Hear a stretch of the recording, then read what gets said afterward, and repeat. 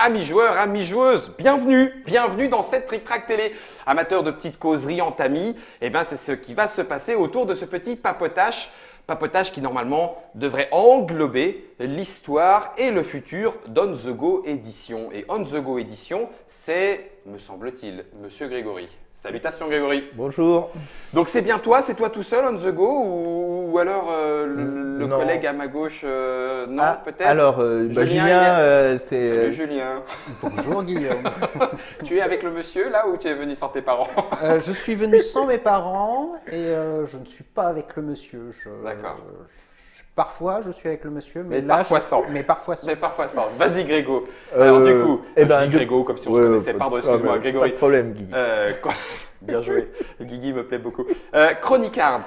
Oui. C'est celui qui te lance en termes d'édition. Qui m'a donné envie de devenir éditeur. D'accord. En fait, à l'origine, alors ça date… en gros, j'ai créé un jeu qui s'appelle Chronic Cards, qui est sur… reconstituer une frise chronologique, et puis on peut le dire, c'est sur le même système que Timeline, etc. Bon, il y a eu toute une petite histoire autour de ça, mais voilà, avec Frédéric Henry, on est très clair. Les choses sont maintenant claires, d'accord. Voilà. C'était quelle année du coup Chronic Cards et le montage d'On The Go Édition? Alors, On The Go Édition, on l'avait créé en 2009. D'accord. Mais voilà, je travaillais en banque, donc je faisais de l'audit en banque. D'accord. C'est ton vrai boulot sérieux. C'était. Non, mais je voulais vraiment devenir éditeur. D'accord. C'était un de mes objectifs, mais plutôt dans le monde du livre. J'ai créé les Chronic Cards, je les ai présentés au concours Lépine en 2010. Ok. Il y avait eu une médaille d'argent et puis on avait commencé à démarcher les librairies, ça prenait bien.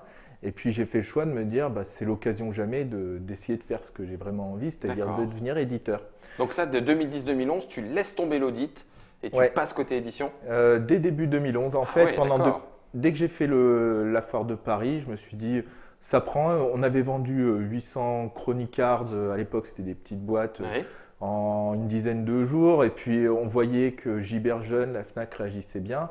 Moi, je sais que c'était un projet que je voulais lancer, donc il n'y avait pas de hasard. Je me suis dit, allez, banco, et puis je me suis lancé. Et puis j'ai découvert l'univers du jeu, mais vraiment par hasard. C'était à Orléans. J'étais allé chez Eureka pour leur proposer Chronic Cards. Voilà, et du coup, c'est là où j'ai un peu découvert le monde du jeu.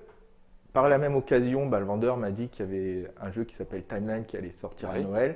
Que tu ne connaissais pas de fait. Mais, et du coup, j'ai fait mes premiers pas dans le monde du jeu en janvier 2011, dans le sens où je suis allé au salon du jeu à Paris, l'ancien salon pro. Et c'est là où mon premier contact, ça a été François Hafner, et qui m'a fait rencontrer Frédéric Henry. On a échangé. C'était une époque où je connaissais… c'est rigolo. En fait, tu arrivais avec le jeu Chronic Cards. Cette envie d'être éditeur, etc. Mais par contre, l'univers du jeu en lui-même ne t'était pas connu à la base.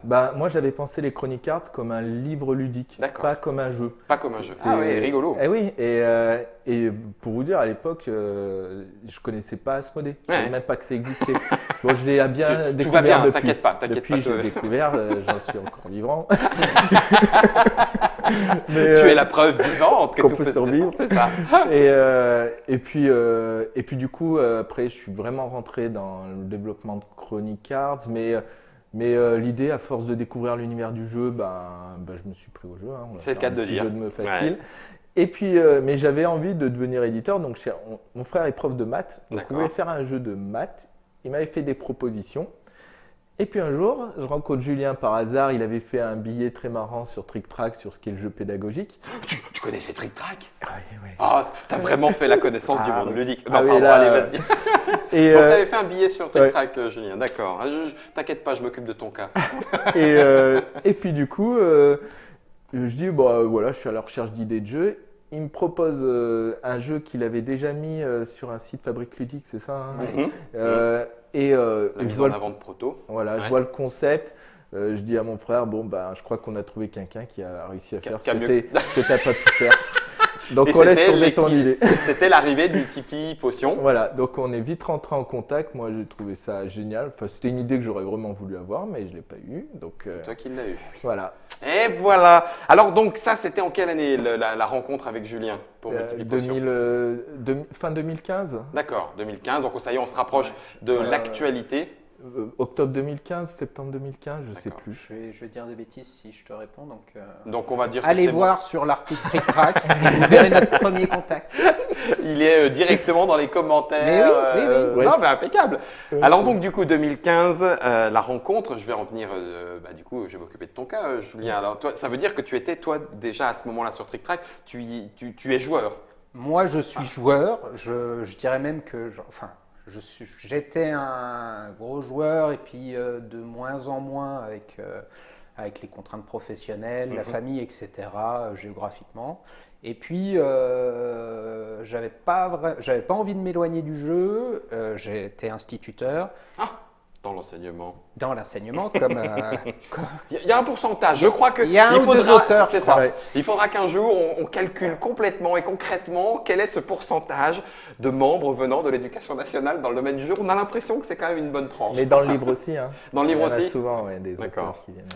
Et donc, j'avais de moins en moins de joueurs, je jouais de moins en moins et j'avais envie quand même de jouer.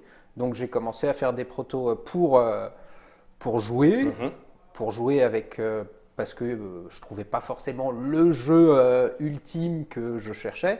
Et puis, mes premiers prototypes étaient très mauvais. Et puis, moi, ma femme. Ah d'accord. Ça me fait toujours rire quand les gens disent « Ah, vous fiez pas aux amis, aux femmes ».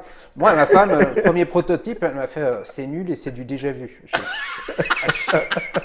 Voilà, alors donc ne t'y fie pas, donc édite-le. Non, elle au moins elle est franche. D'accord, elle balance. Il y a donc voilà, et à un moment, face aux parents, comme je suis instituteur, qui disaient ah mais je passe des heures à faire les tables de multiplication avec mes enfants, ça rentre pas. Et comme je crois beaucoup à l'importance du plaisir pour mémoriser quelque chose, si vous faites très mal, vous vous cassez la figure pendant vos vacances.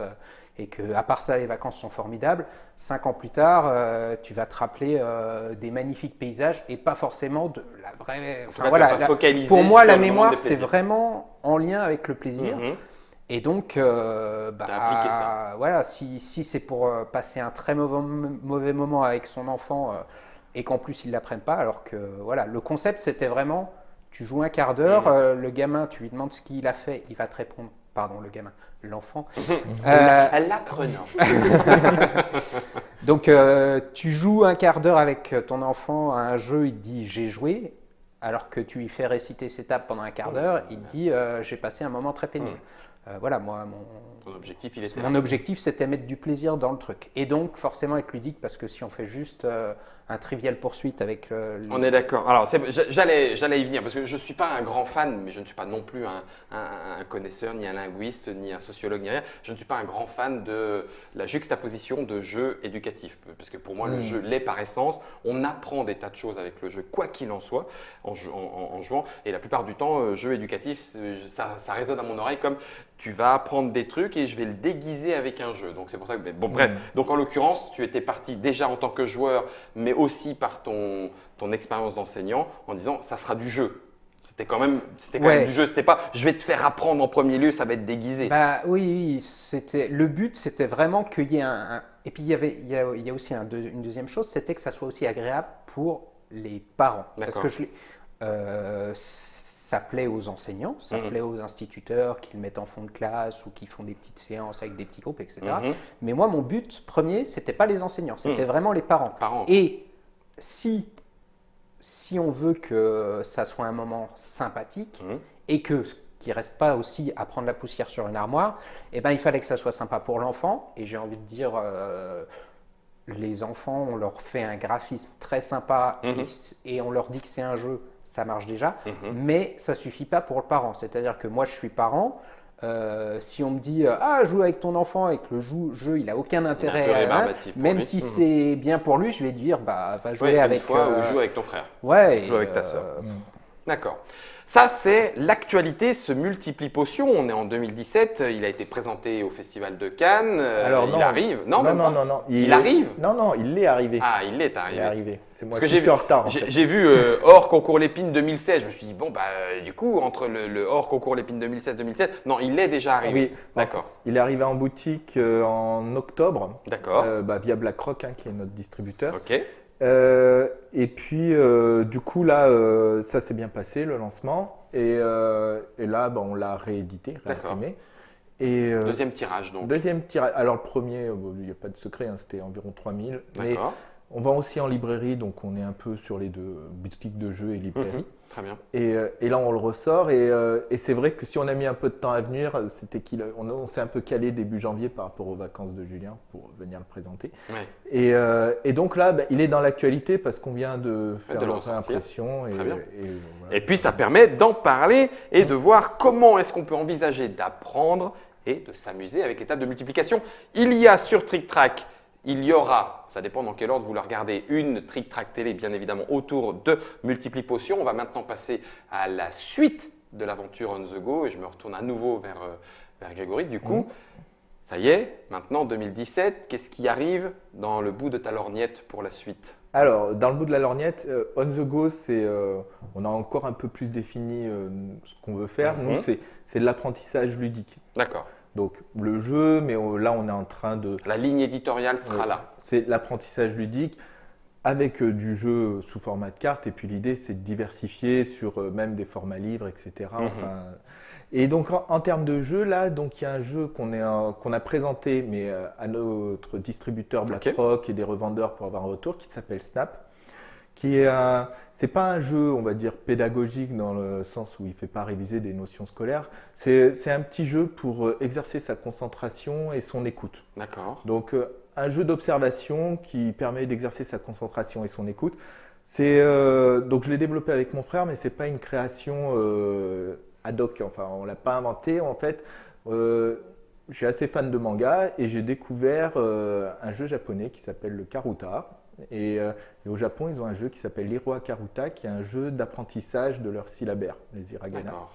Et donc, en découvrant ça, ça m'a donné l'idée qu'on pouvait peut-être en faire une adaptation, etc. Très bien. Donc, par rapport à ça, j'ai trouvé le principe, les vertus éducatives de concentration, etc., très, très intéressantes. Donc, ce sera un jeu qui s'adresse aux 7-10 ans, hein, on reste dans le jeu enfant, etc. Et donc, on a eu quand même des petits retours sur des choses qu'on doit peaufiner. Donc, on a pris notre sac de remarques. Et on est reparti au boulot. Ça fait toujours bizarre, mais il faut le faire. Donc là, on va essayer de peaufiner par rapport aux… Il faut un peu ménager la chèvre et le chou entre ce que veut le revendeur, ce que veut le distributeur, ce que veut le consommateur. Ce que toi, tu veux. Ce que moi, je veux, oui. Donc, on essaye de ne pas transformer ça en usine à gaz, de garder le meilleur et puis proposer un jeu bien ficelé qui s'appellera Snap. Et puis derrière, on a un projet avec une enseignante pour éditer un de ces jeux, mais qui pour le coup sera dans une dimension très pédagogique, dans le sens où ce sera les notions étudiées en CE1, en CP. Ouais. Donc là, une orientation vraiment plus éducative, scolaire. Éducatif. Je suis d'accord avec ce que tu as dit. Hein. Tous les jeux sont éducatifs. On a discuté tout à l'heure. Tous les jeux sont des exercices intellectuels. Moi, derrière le mot pédagogique, je mets juste le fait que l'utilisation s'inscrit dans un usage plutôt scolaire pour traiter de notions scolaires bien clairement définies. Voilà, c'est ça. Mais tous les jeux sont des exercices intellectuels hyper intéressants. Enfin, il n'y a pas de meilleur ou de moins bien. De meilleur médium par rapport à ça. Du coup, ça c'est On The Go, l'historique, le présent et le futur. Tu parlais d'édition de livres, ça veut dire que tu ne te refuserais pas à continuer là-dedans ? Oui, là, on est un peu en discussion pour se mettre d'accord parce qu'on ne l'a jamais fait, mais on est en train de voir pour faire des petites BD. D'accord. Mais toujours dans l'apprentissage ludique. Donc voilà, pour l'instant, on n'en est qu'aux négociations pour voir si on peut ficeler la chose, mais c'est un exemple d'orientation qu'on voudrait prendre en fait. On se limite, on essaye de ne pas se limiter, mais de garder notre ligne éditoriale, l'apprentissage ludique. Ok, voilà. Ça roule. Et du coup, toi, Julien, cette première expérience, ça y est, du coup, il y a une boîte. Oh, dis donc, il y a marqué Julien Lamouche dessus, c'est toi. Ça paye toujours un petit peu quelque chose. Il y a il y a une suite, il y a d'autres envies. Oh bah tiens, je vais laisser tomber les multiplications, je vais faire du gros jeu de cubes en bois. Il y a déjà, il y a eu, donc on a eu la médaille d'or aux Lépines et donc il y a eu autour de moi plein de gens, oh, félicitations, etc. Et j'ai un fils de 5 ans qui avait 4 ans à l'époque et qui, c'est formidable la médaille, est-ce qu'on peut jouer papa? Et je lui ai dit, bah non, on peut pas jouer, il faut être plus grand, etc. Donc je lui ai promis que j'allais inventer un jeu pour pouvoir jouer avec lui et éventuellement son petit frère. C'est bien parce que comme il va avoir grandi, du coup ça va arriver trop tard. Oh, non, mince. Comme il a un petit frère aussi, ça ira aussi. Ça passe. Et voilà, donc aujourd'hui, on y joue. Ouais. Et je suis très content de ce jeu. Et je vais le présenter à un ou deux concours.